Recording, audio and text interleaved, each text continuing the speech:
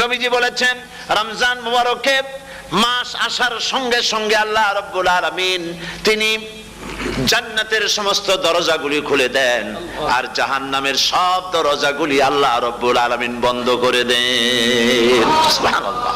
আর শয়তানকে শৃঙ্খল দিয়ে বেঁধে ফেলা হয়, শিকল দিয়ে শয়তানরে বাঁধা হয়ে যায়।